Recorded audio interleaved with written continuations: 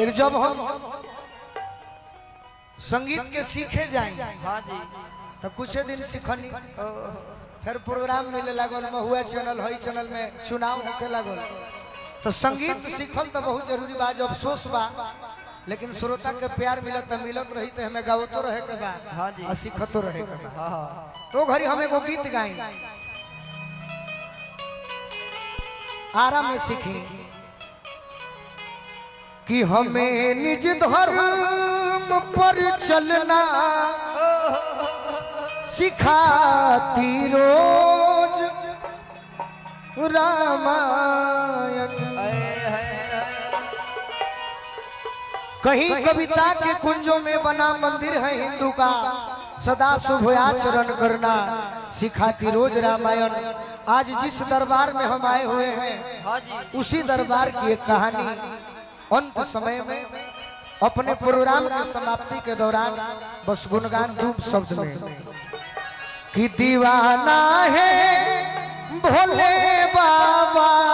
सारा संसार रे बा दीवाना है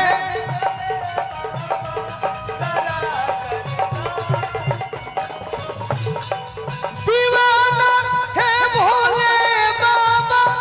सारा संसार रे बा दीवाना है भोले बाबा सारा संसार रे बा सारा संसार रे बा। जगत में आज ये मलिकार सुनी सरकार रे बा जगत में आज ये मलिकार सुनी सरकार बहुत कम समय ले ये बाबा के बस कृपा मांगे आई बानी आयो तने कहो लीला रे जान बारौरा विराजेली संगे गौरा लीला रे जान बारौरा विराजेली संगे गौरा विराजे ली संगे गौरा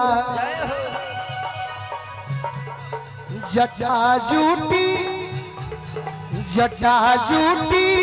में है भगवान गंगा के धार रे बा जटा जूटी में है भगवान गंगा के धार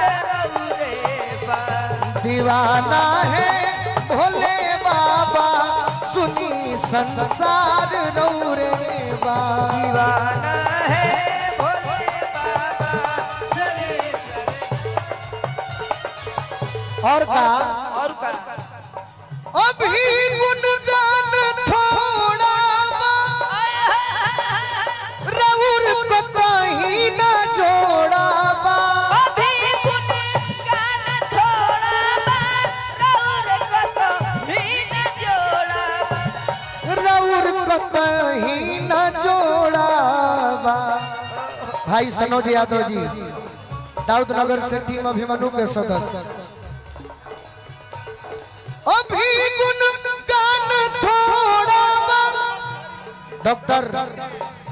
डॉक्टर विनोद बिहारी जी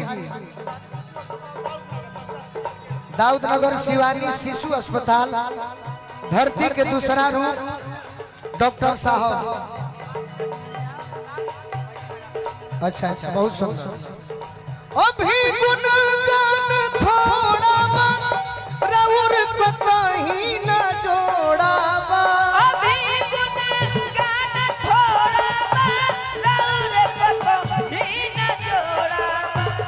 रउर को कहीं न जोड़ा जय हो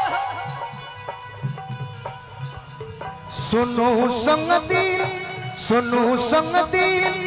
गोलू के कि हमारा 1 लाख भैया के नमन नमस्कार रे बा दीवाना है भोले बाबा सारा संसार रे बा और का ये ऐसा परिवार हो हाँ जी आज नो जातिवाद में हमने के बटा गए नहीं जा, लेकिन शंकर भगवान के परिवार देखी, पक्ष विपक्ष एक एक कक्ष में समकक्ष बैठ के अपना लक्ष्य के प्राप्ति करे। शायद ऐसा परिवार हो जाए तो हमारे भारत देश तो सोना के चिड़ई है। जय हो बैल बाघ मूस मोर नगवा,